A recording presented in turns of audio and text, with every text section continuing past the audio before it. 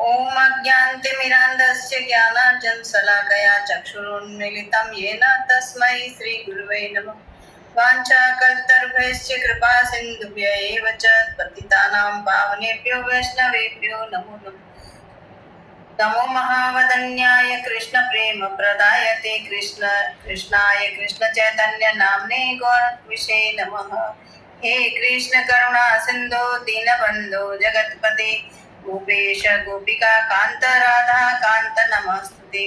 तप्त कांचन गौरांगी राधे वृंदावनेश्वरी वृषभानुसुते देवी प्रणमामि हरिप्रिये। वृंदाय तुलसी देवी प्रियाय केशवस्य च कृष्ण भक्ति प्रदे देवी सत्यवत्ते नमो नमः।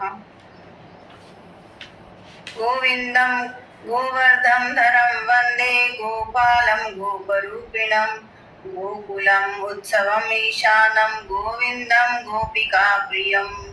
श्रीकृष्ण प्रभु नित्यानंद श्री अद्वैत गदाधर श्रीवासादि गौर भक्तवृंद। कृष्ण कृष्ण हरे हरे हरे राम राम राम हरे हरे हरे कृष्णा कृष्ण कृष्ण हरे हरे हरे राम राम राम हरे हरे हरे कृष्णा कृष्ण कृष्ण हरे हरे हरे राम राम राम हरे हरे हरे कृष्णा कृष्ण कृष्ण हरे हरे हरे राम राम राम हरे हरे हरे कृष्णा कृष्ण कृष्ण हरे हरे हरे राम राम राम हरे हरे हरे कृष्णा कृष्ण कृष्ण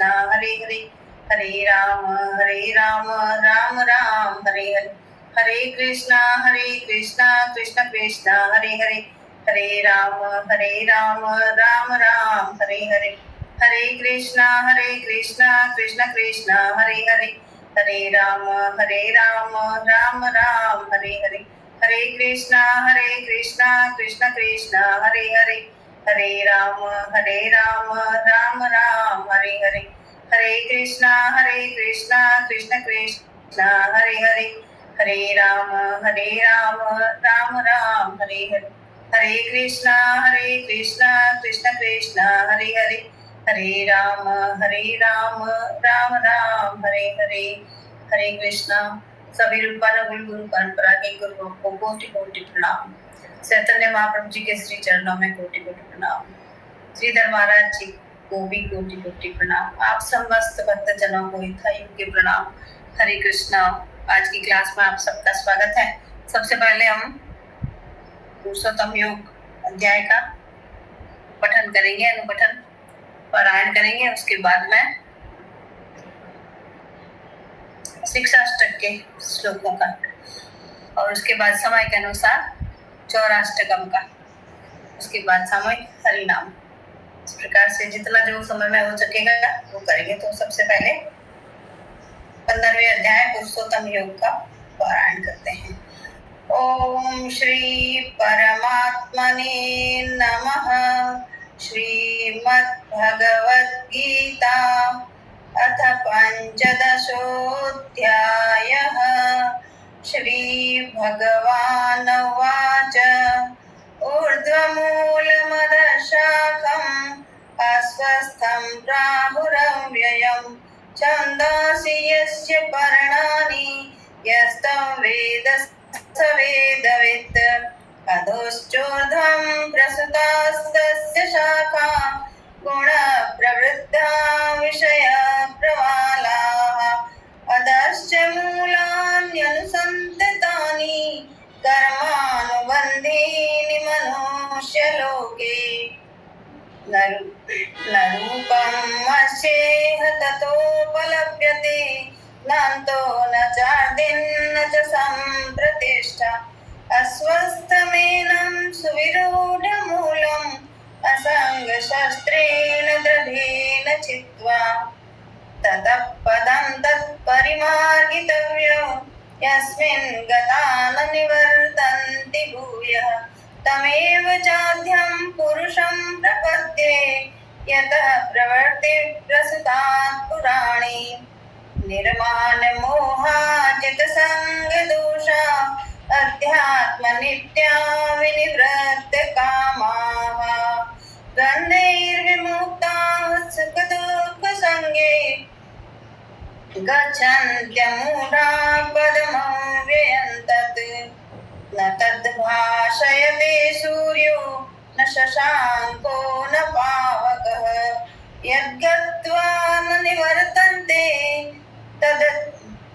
तद्धाम परमं मम ममैवांशो जीवलोके जीवभूत सनातनः मनः सृष्टानीन्द्रियाणि प्रकृतिस्थानि कर्षति शरीरं यदवाप्नोति यच्चाप्युत्कामित्मतीश्वरः ग्रहीत्वैतानि संयाति वायुर्गन्धानि वाशयात् क्षेत्रं च चक्षुः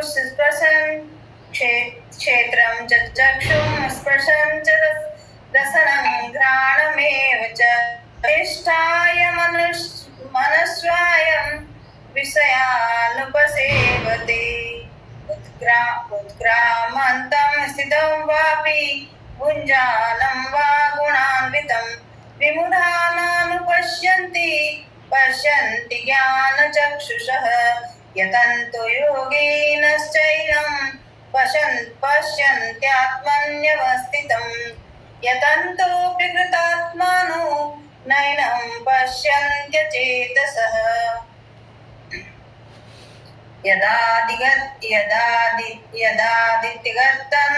यदादिगतं तेजो जगद्भाषयतेऽखिलं यच्चन्द्रमसि यच्चाग्रो तत्तेजो विद्धि मामकम् गामाविश्य च भूतानि धारयाम्यहमोजसा पुष्णामि चौदसी स सर्वा सोमो भूत्वा रसात्मकः अहं वैश्वानरो भूत्वा प्राणिनां देहमाश्रितः प्राणापानसमायुक्तः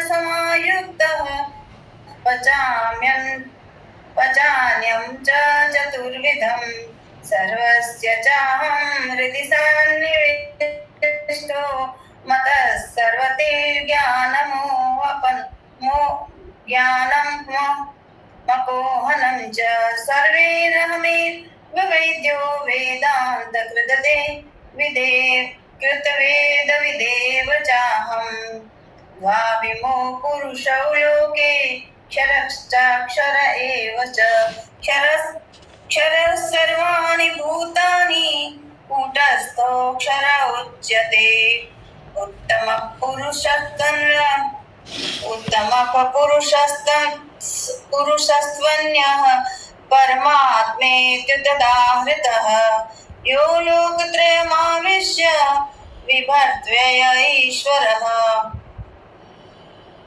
यस्माक्षरमतीतोऽहम् अक्षरादपि चोत्तमः अतोऽस्मि लोके वेदे च प्रथितः पुरुषोत्तमः यो मामेव समुद्धो जानाति पुरुषोत्तमं स सर्वविद् भजति माम सर्वभावेन भारत इति गुह्यतमं शास्त्रम् इदमुक्तं मया नघम् एतद् बुद्ध्वा बुद्धिमान् स्यात् कृतकृतश्च भारत ॐ तत्सदिति श्रीमद्भगवद्गीतासु उपनिषत्सु ब्रह्मविद्यायां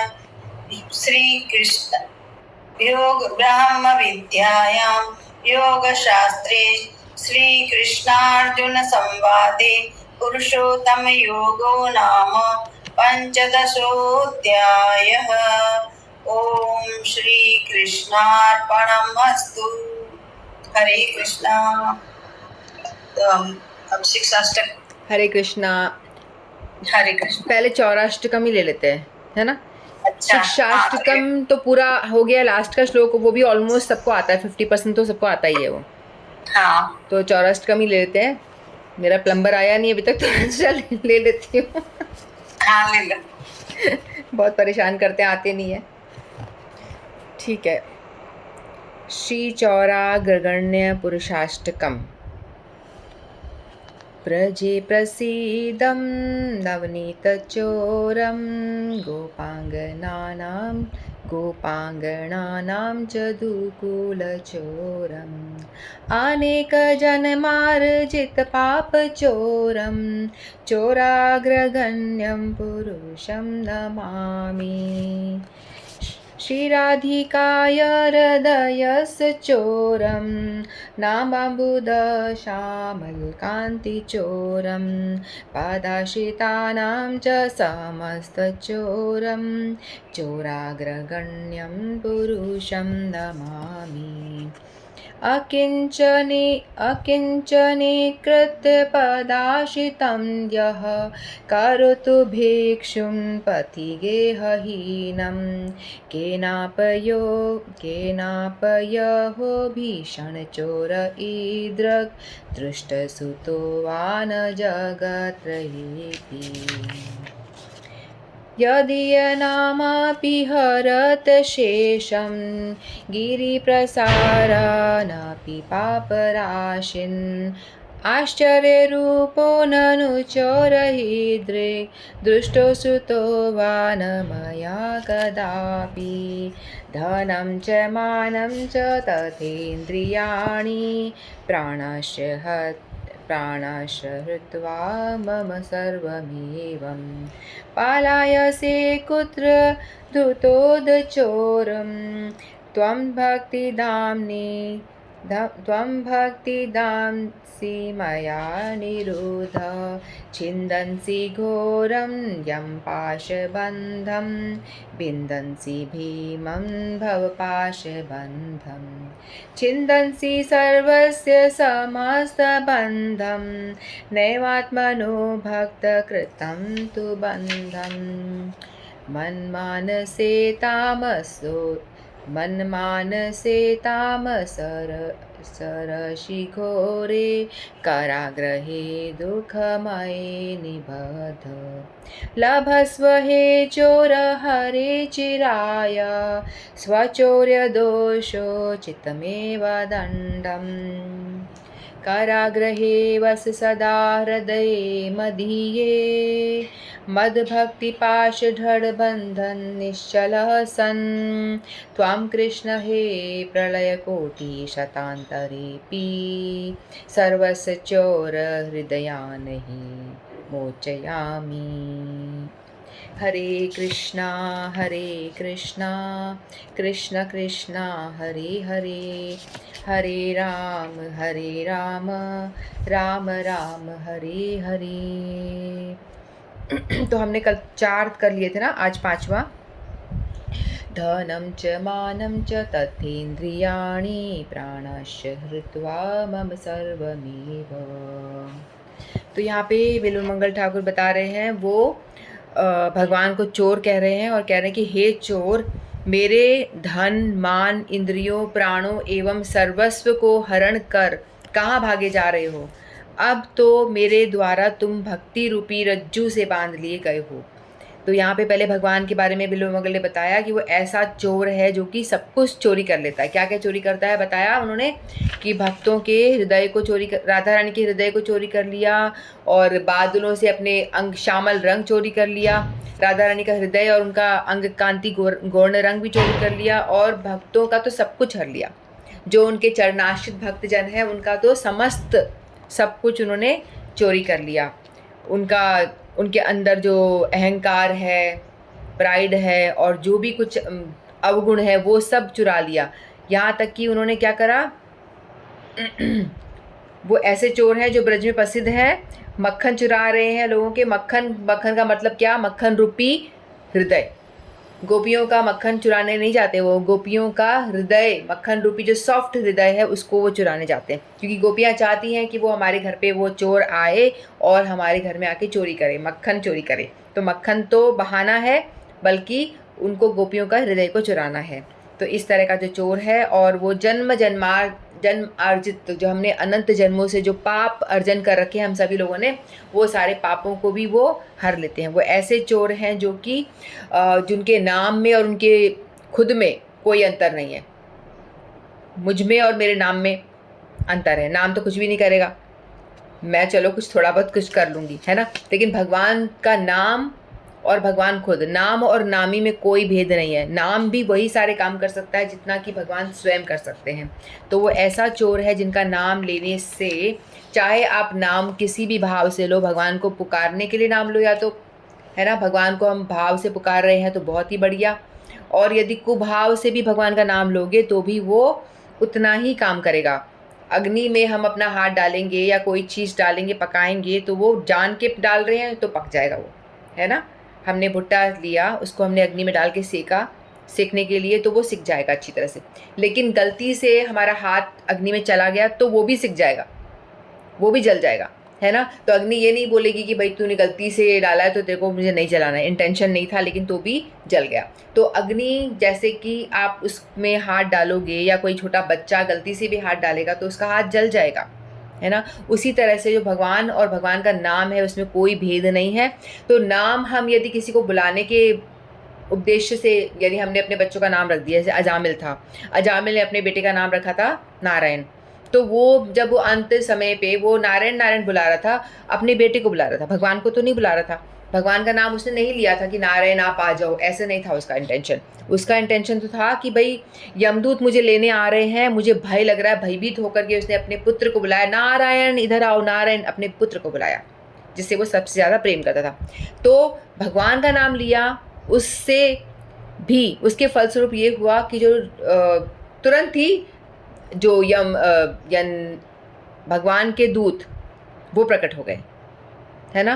तो उन्होंने क्या करा, फिर वो जो यमदूतों को भगा दिया वहाँ से, और इस तरह से उन्होंने वो भगवान का नाम जो लिया, चाहे वो अपने बेटे को संकेत करके बुलाया, अपने बेटे को बुलाया, लेकिन तो भी नारायण नाम ने उतना ही फल दिया जितना कि यदि वो नाम भगवान को डायरेक्ट पुकारता तो भी उतना ही फल मिलता, ठीक है। तो यमदूत को हटा दिया उन्होंने और विष्णुदूत आ गए, और 4 विष्णुदूत आ गए, और उनके काफ़ी आर्ग्यूमेंट हुआ, है ना। वो कहते हैं कि तुमने इसने आपको नहीं बुलाया, भगवान का नाम नहीं लिया था, ये इतना पापी है, उसने कोई भी ऐसा पाप है नहीं छोड़ा जो नहीं किया हो, बहुत पापी है।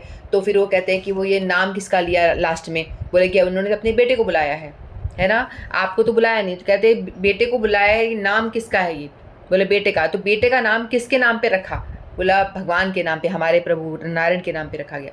तो बोला नाम हमारे प्रभु का है तो वही काम करेगा वो। तो यहाँ पे नाम की महिमा बिल्व मंगल ठाकुर छुपा के बता रहे हैं कि तुम ऐसे चोर हो, तुम्हारा नाम किसी भी उद्देश्य से लिया जाए, चाहे मजाक में भी लिया, जैसे वो हरे कृष्णा मूवी आई थी ना पहले, हरे कृष्णा हरे राम, कौन सी मूवी थी, सब वो नशा कर रहे होते हैं, देवानंद की मूवी आई थी ना, सब नशा कर रहे होते हैं, जो डिवोटीज़ का उन्होंने पूरा ख़राब कर दिया था कि डिवोटीज़ तो ऐसे होते हैं, गांजा फूक रहे हैं, नशा कर रहे हैं, ऐसे नंग धड़क घूम रहे हैं और हरे कृष्णा हरे राम गा रहे हैं, है ना।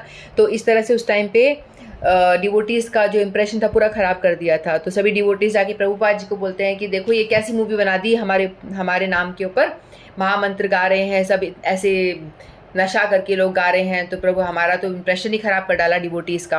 तो प्रभुपाद जी कहते हैं कोई बात नहीं, सब अच्छा है, कम से कम जैसे भी ले रहे हैं, चाहे किसी भी हाल में ले रहे हैं, नाम तो जप रहे हैं, तो इसे नाम की महिमा ही प्रकाशित हो रही है और उनका भी कल्याण हो रहा है। चाहे वो हंसी मजाक में नाम ले रहे हो, चाहे किसी को चिढ़ाने के लिए नाम ले रहे हो, कोई नाम जपता है हरे कृष्णा, कोई उसको देखे चिढ़ रहा, बोलेगा हाँ जब देखो हरे कृष्णा, इस तरह से बोलेगा बस हो गया तेरा कृष्णा कृष्णा। यदि वो इस तरह से भी चिढ़ाने के भाव से भी बोलेगा तो भी उस बोलने वाले व्यक्ति का भी कल्याण होगा। चाहे चिढ़ाने के लिए, चाहे संकेत से, चाहे किसी भी भाव से नाम लिया, तो नाम जो है इतना पावरफुल है कि वो जलाएगा ही। यानी क्या जलाएगा, हमारे अनंत जन्मों के जो पाप राशि हमने जमा कर रखी है वो सब को वो जलाकर भस्म कर देगा। तो हम लोग भी इसीलिए प्रोग्राम में नाम जपते हैं, ताकि जो हमारे पाप की राशि इकट्ठी हो रखी है, पाप रूपी गिरी प्रसादात, यानी पहाड़ जितना ऊंचा जो नाम का पापों का ढेर लगा हुआ, वो सारा नाम लेने से भस्म हो जाता है। जैसे रुई में आग लगा दो तो रुई 1 सेकंड के अंदर पूरी भस्म, उसी तरह से भगवान का नाम इतना पावरफुल है। जैसे अजामिल ने लिया और उसको मृत्यु टल गई उसकी तुरंत, तब उसको समझ में आया कि भाई मैंने तो अपने पुत्र को बुलाया और मेरा पुत्र को बुलाने मात्र से ही मैं मृत्यु से बच गया, तो अगर मैं भाव से भगवान को बुलाता तो क्या हो जाता। फिर उसने अपनी लाइफ जो रिमेनिंग लाइफ थी भगवान के नाम उच्चारण में लगा दिया और पूरी तरह से अब शरणागत हो गया भगवान के। तो यहाँ पे बिल्वमंगल ठाकुर भी यही कह रहे हैं कि तुम ऐसे चोर हो कि तुम्हारे नाम लेने मात्र से ही पाप राशि पूरी जल जाती है, पहाड़ जितनी ऊंची पाप राशि का तुम जला के भस्म कर देते हो। तो ऐसे चोर हो कि तुम लोगों के पाप चुरा लेते हो, लोगों का हृदय चुरा लेते हो, लोगों के सब कुछ छीन लेते हो, जो आपके आश्रित जन है उनसे भी उनका भी सब कुछ आप छीन लेते हो। इस तरह से वो कह रहे हैं, हे चोर, मेरे धन मान इंद्रिय प्राणों एवं सर्वस्व को हरण कर कहाँ भागे जा रहे हो। फिर वो कहते हैं कि तुमने मेरा धन भी ले लिया, मेरा मान यानी मेरी ईगो भी मेरा हर लिया आपने, और मेरी इंद्रियों का भी हरण कर लिया। यानी मतलब मेरी इंद्रियां अब तुम्हारी सेवा में लगी हुई हैं। पहले संसार में थी तो अब मेरी इंद्रियां तुम्हारे ही दर्शन करती हैं, तुम्हारा ही नाम जब रिटर्न करती हैं, तो क्योंकि तुमने हरण कर लिया, भक्तों के हृदय को तुमने हरण कर लिया, इसीलिए तुम्हारा ही गुणगान कर रही हैं और तुम्हारे ही कथा सुन रही हैं, तुम्हारे ही विषय में प्रसाद अर्पण करके वो खा रही हैं जिह्वा। तो पांचों इंद्रियां जो हैं सारी तुम्हारी ही सेवा में लगी हुई हैं। तो तुमने सब कुछ हर लिया है हमारा, और हरण करके कहाँ भागे चले जा रहे हो, है ना, कहाँ भागे जा रहे हो। अब तो मेरे द्वारा मूल भक्ति रूपी रज्जू से बांध लिए गए हो। फिर वो कहते हैं कि भगवान को बांधना तो किसी के बस की बात है नहीं, कोई भी नहीं बांध सकता। भगवान तो मृत्यु काल जो है वो भी भगवान से डरता है ना। भगवान से सब डरते हैं, इंद्र भी भगवान से डर के वर्षा करते हैं, वायु भी भगवान से डर के चलती है, मृत्यु भी यहाँ तक कि भगवान से भयभीत होती है कि यहाँ जाना है कि नहीं, भक्तों के पास नहीं जाती। जब वो मृत्यु भी, जब किसी के, यदि कोई भगवान के आश्रित हो जाता है और यदि वो कोई गलत काम भी करता है, कोई डिवोटी है, उस डिवोटी के अंदर अवगुण तो होते ही हैं, ख़त्म तो हो नहीं जाते पूरे ना, क्योंकि वो धीरे धीरे करके मल जो है भरा हुआ है वो निकलता है, एकदम से नहीं निकलता। लेकिन मान लो हमारे अंदर बहुत अनर्थ भरे हुए हैं, हम पापी हैं, भोर सब कुछ है हमारे अंदर, बहुत बुरे इंसान हैं, लेकिन हमने निश्चय कर दिया कि अब मैं भगवान के शरणागत होकर सिर्फ भगवान की ही भक्ति करूँगा या करूँगी। तो भगवान कहते हैं कि आ जा तू मेरा, ठीक है, ये मकान जो है शरीर रूपी मकान अब मेरा हुआ। हमने यदि कोई मकान खरीद लिया, उस मकान के अंदर जितने जाले हैं, गंदगी है, काई जमी हुई है, जो धूल मट्टी पड़ा है, सारा वो भी मेरा ही हो गया। मकान खरीदा, मकान के अंदर जो भी गंदगी है वो सब भी तो मेरी ही हुई ना। अब जो ओनर है वो उस मकान की सफाई करेगा, क्योंकि मकान मेरा हो गया तो मुझे मकान की धुलाई करनी है, झाड़ फूक करनी है, खिड़कियां झाड़नी है, जाले झाड़ने हैं, सारा झाड़ना। उसी तरह से हम लोग यदि भगवान की शरणागत हो जाता है कोई डिवोटी भक्त, तो भगवान कहते हैं चाहे इसके अंदर 1000 अवगुण भरे हों, क्रोध, लोभ, मोह, माया, मद मत्सर सब कुछ भरा पड़ा है, कोई बात नहीं, ये मेरा है, तो मैं इसकी क्लीनिंग भी करूँगा, इस मकान की सफाई भी मेरी जिम्मेदारी है। यदि कोई गलत काम करता है तो इसको भगवान ने बोला, यमराज तू इसे नहीं छू सकता, ये मेरा है, मैं ही दंड दूंगा इसको। तो जो डिवोटीज़ हैं उनके पास आने में यमराज भी डरते हैं। वो देखते हैं बाहर तुलसी का पौधा है और घर में तिलक कंठी लगा के कोई बैठा है, मतलब डिवोटी है, दूर, इसके पास नहीं जाना। यमराज को आदेश दिया है भगवान ने कि जिसके भी तिलक दिखे, जिसने कंठी धारण करी हुई है, तो उससे तो भैया दूर भाग जाना, तुम्हारा कोई राइट नहीं है इसे पनिशमेंट देने का। भगवान खुद इसको संभालेंगे, इसको चपेड़ मारना है तो भगवान ही मारेंगे, तू नहीं मारेगा, ऐसा। तो यमराज भी डरते हैं। तो जो काल भी है भगवान के नाम से डरता है। तो ऐसे जो भगवान हैं जिनसे सब भयभीत होते हैं, थर थर कांपते हैं, वो किसके कंट्रोल में आते हैं? भक्त के। भगवान कहते हैं अहम भक्त आधीन। तो वो भगवान को कंट्रोल करने के लिए कौन है? वो भक्त है, जो डिवोटी है, जो भगवान को भी कंट्रोल कर लेता है। जो मृत्यु डरती है उसको भी डिवोटी कंट्रोल करता है। तो अब ये जो बिल्वमंगल ठाकुर है बहुत ही अच्छे साधक डिवोटी हैं, तो ये अपने भाव व्यक्त कर रहे हैं, है ना। वो कहते हैं कि तुम ऐसे चोर हो, तुमने सब कुछ सबका चुरा लिया है और चोरी करके कहाँ भागे जा रहे हो, रुक जाओ, ऐसे कहते हैं। उसको ऑर्डर मार रहे हैं, स्वैग है उनका, देखो, कह रहे हैं रुक जाओ, कहाँ भागे जा रहे हो। तो कह रहे हैं कि छिन्दन्सि घोरं वं पाशबन्धं भिन्दन्सि भीषण भवपाशबन्धं छिन्दन्सि सर्वस्य समस्तबन्धं नैवात्मनो भक्तकृतं तु बन्धन। तो यहाँ पे कह रहे हैं कि तुम यमराज के भयंकर पाश बंधन को काट देते हो एवं संसार के भयंकर पाश बंधन को विदीर्ण कर देते हो तथा सभी जनों के समस्त बंधन को काट देते हो, किंतु अपने प्रेमी भक्त के द्वारा रचे गए प्रेममय बंधन को तुम कभी नहीं काट सकते। तो कह रहे हैं कि तुम चाहे संसार में जन्म मृत्यु के बंधन के लोगों को तुम काट दोगे, यमराज के बंधन को भी तुम काट दोगे, सब कुछ काट दोगे, सब कुछ कर सकते हो तुम, है ना। यमराज के भयंकर पाश बंधन को काट दोगे और संसार के भयंकर पाश, जो संसार में हम जन्म मृत्यु के चक्कर में फंसे हुए हैं, उसको भी आपके नाम जपने से वो भी कट जाता है। तो तथा सभी जनों के समस्त बंधन को, सब सारे बंधन आप काट सकते हो, लेकिन जो तुम्हारे प्रेमी भक्तजन है उन्होंने तुम्हें जो बंधन से, प्रेम रूपी रज्जू से बांधा हुआ है, उसे काट के दिखाओ जरा, तब हम जाने। ऐसे कह रहे हैं वो, भगवान को भी चैलेंज कर रहे हैं। भक्त में इतना कॉन्फिडेंस है कि मेरा भजन इतना श्रेष्ठ है कि तुम मतलब मेरे प्रेम से बंधे हुए हो, जो मैं चाहूँ तुम वो करोगे, इतना कॉन्फिडेंस है भक्त को। तो बिल्वमंगल ठाकुर जो है श्रेष्ठ भक्त हैं उच्च कोटि के, तो वो ऐसा कह रहे हैं कि तुम सब बंधन को काट के भाग जा रहे हो, चोरी करके भाग रहे हो, लेकिन तुम मेरे प्रेम रूपी रज्जू से तुम बंधे हुए हो, इसे काट के दिखाओ। फिर आगे कहते हैं कि हे मेरा सर्वस्व चुराने वाले चोर रूप हरे, भगवान को हरे कह रहे हैं जो हरण कर लेते हैं।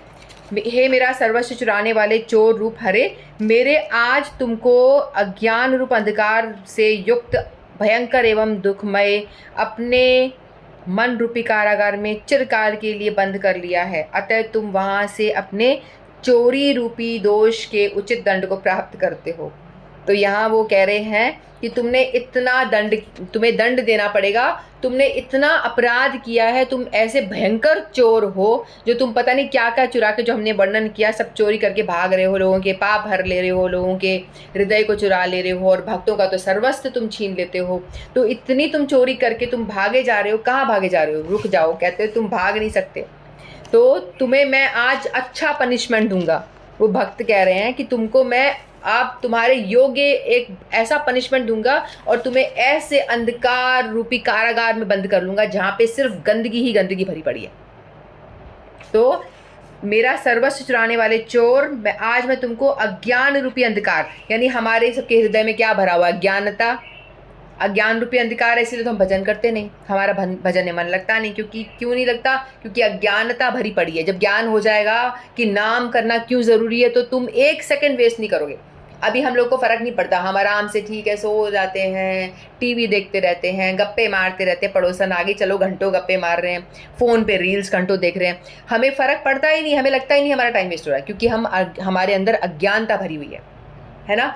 लेकिन जिस दिन हमारी अज्ञानता दूर हो जाएगी कि हमारा जो ये मनुष्य जीवन है क्षणिक है, पता नहीं कब ख़त्म हो जाए, कब कोई घूमने जाए और पानी में डूब के मर जाए, कब कोई फ्लाइट में जाए और सब खत्म, पता नहीं कब किसका क्या हो जाए। अभी बैठे हैं, भूकंप आए, ऊपर से ये गिर जाए, है ना, और सब कुछ खत्म हो जाए, तो हमारा एक क्षण का भी भरोसा नहीं है क्या किसी का?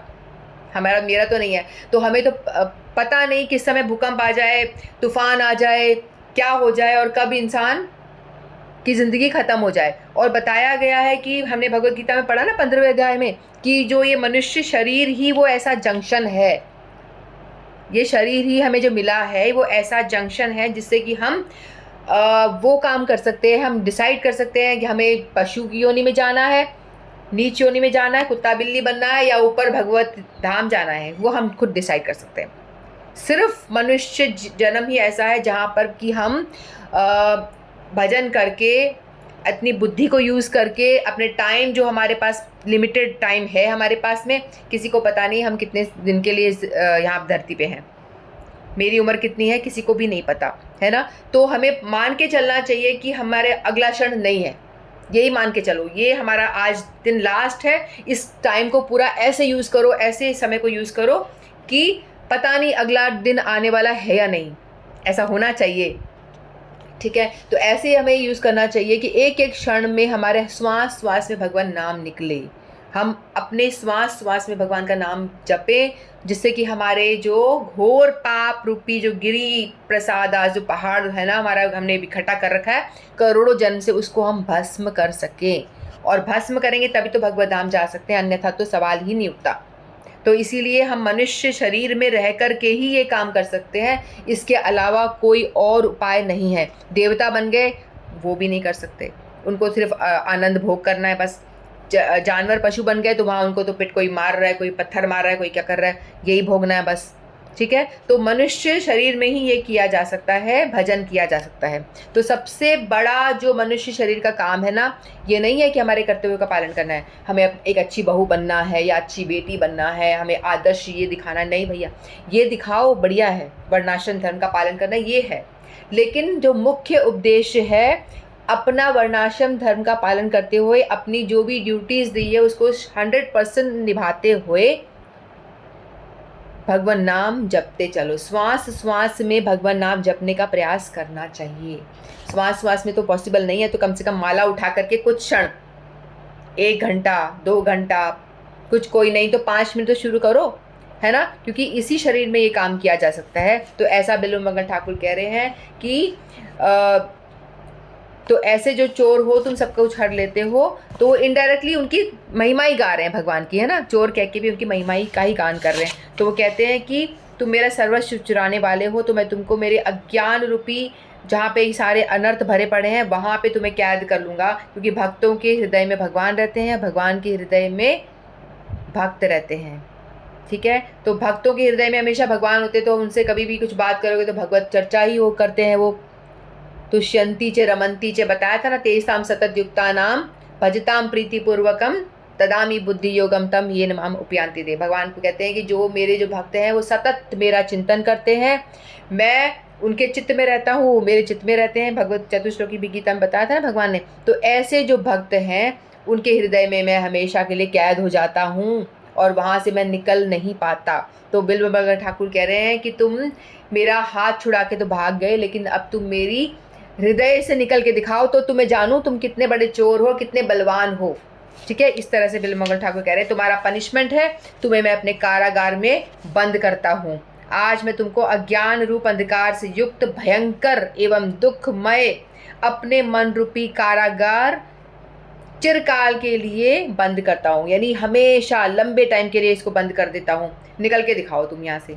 अतः तुम यहीं अपने चोरी रूपी दोष के उचित दंड को प्राप्त करते रहो। बोला बहुत चोरी कर ली, अब तुम्हें मैं जेल में बंद कर रहा हूँ, मेरे हृदय रूपी जेल में बंद करता हूँ और तुम चिरकाल के लिए बंद पड़े रहो, निकल के दिखाओ। तुम्हारा पनिशमेंट है आजीवन कारावास, आजीवन नहीं अनंत काल तक कारावास दे दिया उन्होंने, बिल्व मंगल ठाकुर ने। तो भक्तों का इतनी महिमा है कि भगवान को भी कंट्रोल कर लेते हैं, भगवान भी उनके कंट्रोल में आ जाते हैं, वो हर किसी को हरा देते हैं। सभी लोग उनसे डरते हैं, लेकिन भक्त जो भगवान है वो भक्त से डरते हैं, वो अपने भक्त से डरते हैं। वो जैसे एक दफ़ा जो दामोदर लीला हुई थी ना, उसमें यशोदा मैया ने उनको बांध दिया था, कथा हमें पता है ना। तो उस टाइम पे जब उनको बांध दिया गया था तो पीछे से क्या होता है, बलराम जी आते हैं, उनके पहले सखागण आते हैं, किसने बांधा, तो बोलते हैं मैया ने बांधा। अच्छा मैया ने बांधा है, तो चले जाते हैं, कुछ नहीं कर सकते। फिर बलराम जी आते हैं, किसने बांधा कान्हा को, किसने बांधा, तो खोलो इसको, तो बलराम जी खुद नहीं खोल सकते क्या? और पहले तो कृष्ण को तो बांधा कहाँ से है, पेट से बांधा हुआ ना, कृष्ण के हाथ तो खुले हैं, वो खुद भी खोल सकते हैं, खुद नहीं खोल सकते क्या? हाथ तो खुले पड़े हैं, उनके पैर भी खुले हैं, हाथ भी खुले हैं, बस पेट से बांधा है तो हाथ से खोल सकते हैं वो आराम से, लेकिन वो नहीं खोल रहे क्योंकि मैया के प्रेम से बंधे हुए हैं, वो नहीं खोल सकते, मैया से डर लग रहा है। और वही भी बलराम आते हैं कि किसने खोलो, तो तुम खोल दो भाई, तो बलराम जी भी नहीं खोल रहे, क्यों? क्योंकि उनको भी मैया का डर लग रहा है, खोल दिया तो मैया मुझे भी बांध देगी, क्योंकि मैया का प्रेम इतना प्रगाढ़ है कि वो नहीं खोल रहे हैं। फिर बाद में नंद बाबा आते हैं, किसने बांधा, तो बोलते हैं मैया ने। अच्छा मैया ने बांधा, कोई बात नहीं मैं खोल देता हूँ, तो नंद बाबा ने खोल दिया। तो यहाँ पे इससे एक बात ये भी पता चलती है कि जो भाव में भक्ति होती है ना, जो वात्सल्य भाव से, और जो सखा और बलराम जी है वो सख्य भाव में होते हैं। तो सख्य भाव जो है, सखा वाला भाव, तो वो भाव जो है वात्सल्य भाव उनके ऊपर होता है। तो इसीलिए जो सखा भाव वाला है वो वात्सल्य भाव वाले को नहीं, मैया वात्सल्य भाव वाली है ना, बेटे की तरह प्रेम करती है, तो उन्होंने बांध दिया तो सख्य भाव वाला उनको खोल नहीं पा रहा है, नहीं खोल पाया। लेकिन जब नंद बाबा आते हैं, क्योंकि नंद बाबा और मैया का भाव सेम है, वात्सल्य है दोनों का, दोनों बेटा मानते हैं, तो नंद बाबा ने इजीली खोल दिया। तो इसका एक ये भी अर्थ है। तो इसीलिए जो भगवान के प्रेम में, भक्तों के प्रेम में भगवान बंध जाते हैं। ठीक है, तो इसका ये जो हमने सुनी ये है। फिर लास्ट में बोलते हैं कि हे मेरा सर्वस्व चुराने वाले कृष्ण, मेरे भक्ति रूप पाश के दृढ़ बंधन में निश्चल होकर मेरे हृदय रूपी कारागार में सदैव निवास करते रहो, क्योंकि मैं अपने हृदय रूप कारागार से करोड़ों कल्पों में भी आपको मुक्त नहीं करूँगा। तो कह रहे हैं कि तुम मेरे हृदय में हमेशा के लिए मैंने तुमको बांध दिया है, पनिशमेंट दिया है, और तुम हमेशा के लिए बंध के रह जाओगे, तुम्हें मैं कभी मुक्त नहीं करूँगा। ऐसा बिल्व मंगल ठाकुर कह रहे। बिल्व मंगल ठाकुर की कथा मैं आपको शॉर्ट में बताती हूँ। जो बिल्व मंगल ठाकुर जो थे ना, वो एक व्यक्ति थे। तो वो मतलब बहुत बुरी आदतों में फंस गए थे। उनका जो वो था, मतलब कोई भी रूप देखते थे सुंदर, तो कोई भी स्त्री को देखते थे तो उसमें आसक्त हो जाते थे हमेशा। तो किसी वैश्या के चक्कर में थे, इस तरह से उनके चक्कर में पड़ जाते हैं। तो फिर बाद में कुछ ऐसा होता है कि फिर अपने आप को सुधरने का प्रयास करते हैं कि भाई ये तो गलत है, तो मेरी आंखें ही है ना जो ये दोष मतलब देखती हैं, तो मेरे आसक्ति हो जाती है और मैं गलत काम में पड़ जाता हूँ। तो इस तरह से वो कहते हैं कि ठीक है, मैं तो अभी ऐसा कुछ नहीं करूँगा, मैं अब सुधर जाऊँगा, है ना। तो बिल्व मंगल ठाकुर जो थे वो एक गलत कामों में फंसे हुए थे वैश्या के चक्कर में। तो फिर उन्होंने निर्णय किया कि आज से मैं सुधर जाऊंगा, मैं गलत काम में नहीं पड़ूंगा। तो फिर वो कहते कि मैं वृंदावन जाता हूँ, वहाँ जा कर के भजन करूँगा और सारे पाप कर्म को छोड़ दूंगा। तो फिर वो वृंदावन की और जब जा रहे थे, जाते जाते उस टाइम पे क्या होता है, तो एक उनको प्यास लगती है बहुत तेज। तो उनको प्यास लगती है तो एक घर दिखता है, तो वहाँ पे वो ठक ठक नॉक नॉक करते हैं। तो वहाँ पे एक बहुत सुंदर स्त्री आती है, बड़े सुंदर सुंदर केश उसके ऐसे सुखारी होती है। पहले सुखारी होती तो उसको देखने लग जाता है, क्योंकि उसकी आदत थी लड़कियों को देखने की, तो फिर देखना शुरू कर देता है। फिर वो पानी लेके आती है तो फिर भी उसको देखे जाता है, कंटिन्यूस देखते जाता है। फिर बाद में उसको रियलाइज़ होता है कि मैं तो वृंदावन जा रहा हूँ भजन करने के लिए, और अभी भी मेरी आँखें जो हैं गलत और ही भाग रही हैं, और आसक्ति जो है दृश्य देखने की वो जा ही नहीं रही है। तो उसको लगता है कि मैं इन आँखों को ही फोड़ डालता हूँ। वो भजन तो करते थे लेकिन अपनी जो ये बुराइयों के ऊपर नहीं उठ पाए थे। तो उन्होंने क्या करा, भक्त थे तो उन्होंने क्या करा, उस लेडी को बोला, पानी पिलाने आई थी तो, कि आप मुझे आपके सिर में जो पिन, जूड़ा पिन होती है वो दे दो। तो बोलती क्या करोगे, बोलती कि नहीं एक बार तुम दो। तो वो जूड़ा पिन लेता है, अपनी आँखों में ऐसे ठूस देते हैं बिल्व मंगल ठाकुर। तो वो स्वयं अपनी आंखें फोड़ देते हैं कि ना रहेगा बांस और ना बजेगी बांसुरी। तो मैं आँख से देखूंगा ही नहीं, तो मुझे कोई गलत काम करूंगा ही नहीं। तो इस तरह से वो बिल्व मंगल ठाकुर जो है अपनी आंखों को फोड़ देते हैं। फिर वो आंखें ये खून निकलने लगता है। फिर वो धीरे धीरे ऐसे करके भगवान में रम जाते, क्योंकि कुछ दर्शन कुछ होगा नहीं ऐसे सोच के। फिर वो भगवान की भक्ति करते करते वो वृंदावन की ओर जाते हैं। जब भगवान देखते हैं कि मुझे प्राप्त करने के लिए इसने अपनी आंखें फोड़ दी, तो बहुत व्याकुल हो जाते हैं। तो फिर वो चलते चलते जाते हैं, उनको वृंदावन का रास्ता पता नहीं होता, इधर उधर ऐसे हाथ ऐसे ऐसे करके। तो उतने में भगवान खुद ही एक छोटा बालक बन के आते हैं। कहते कि कहाँ जा रहे हो बाबा, कहते कि मैं वृंदावन जा रहा हूँ, चलो मैं तुम्हें ले जाता हूँ, मैं भी तुम्हें लेके जाता हूँ। तो उनका जो डंडा होता है उसको पकड़ करके, वो डंडे से ऐसे ऐसे करके चल रहे होते हैं, तो पकड़ करके उनको लेके जाने लगते हैं आगे आगे। तो फिर उनको दूध ला के देते हैं, यानी उनको रास्ता दिखाते हैं वृंदावन का, चलो चलो ऐसे करके आगे आगे। और उनको जो रास्ते में दूध वगैरह भी देते हैं, उनको मतलब भूख लगी है तो एकदम चलते चलते क्या होता है, वो गड्ढे में गिर जाते हैं। तो जैसे ही गड्ढे में गिरते हैं तो गोपाल जो थे वो इधर उधर हो जाते हैं, जो छोटा बालक बन के भगवान आते हैं। तो फिर वो निकलने का प्रयास करते हैं, तो निकलने का प्रयास कर रहे होते हैं तो निकल नहीं पाते। तो उतने में वो बताते हैं, गोपाल कहाँ गया तू, मुझे गड्ढे से बाहर निकाल, गोपाल कहाँ गया। तो फिर वो दौड़ के आते हैं, भगवान जो होते हैं कृष्ण गोपाल, तो वो अपना हाथ ऐसे देते हैं, तो वो उनका हाथ पकड़ करके वो बाहर निकलते हैं। फिर जैसे बाहर निकल के वो चलते हो जाते, तो उनको जैसे ही हाथ टच होता है तो उनको रियलाइज़ होता है कि ये तो कोई साधारण व्यक्ति नहीं है, क्योंकि जिसको टच करने से मेरे बॉडी में मतलब एकदम प्रेम उबड़ गया। तो उनको लगता है कि ये तो कोई विशेष, ये तो भगवान ही लग रहे हैं मुझे। तो फिर वो हाथ जोर से पकड़ लेते हैं उनका, तो हाथ छोड़ते नहीं है, हाथ को टाइट पकड़ लेते हैं। कहते हैं कि अब नहीं छोड़ूंगा, मिल गए मुझे, मिल गए, नहीं छोड़ूंगा नहीं छोड़ूंगा। तो भगवान को कौन बांध सकता है, भगवान तो स्वतंत्र है। तो भगवान अपना हाथ को यूँ झटका मारते हैं और भाग जाते हैं। तो फिर बिल्व मंगल ठाकुर कहते हैं, हाथ छुड़ाकर भाग गए हो, भाग जाओ, तुम बहुत बड़े दानवीर नहीं, बहुत बड़े बलशाली हो, तुम्हारे अंदर बहुत बल है ना। मेरा हाथ छुड़ा के तो तुम भाग गए, मेरे हृदय से भाग के दिखाओ, तब मैं जानूँ तुमको। तब मैं जानूँ कि तुम कितने बड़े महान हो, कितने बल है तुम्हारे अंदर, हाथ छुड़ा के तो भागना बड़ा आसान। तो ये जो कविता है, ये जो कीर्तन है, उन्होंने गाया इसी भाव में। तो ऐसे बिल्व मंगल ठाकुर थे। तो मुझे थोड़ी थोड़ी कथा जो जैसी जैसी याद आई मैंने सुना दी। ठीक है, तो चौराष्टकम बहुत ही सुंदर कीर्तन है, इसको हम लोग गाने का प्रयास करेंगे। आज इसका अर्थ पूरा कंप्लीट हो गया। तो बोलो बिल्व मंगल ठाकुर की जय, चौराष्टकम की जय। हरे कृष्णा।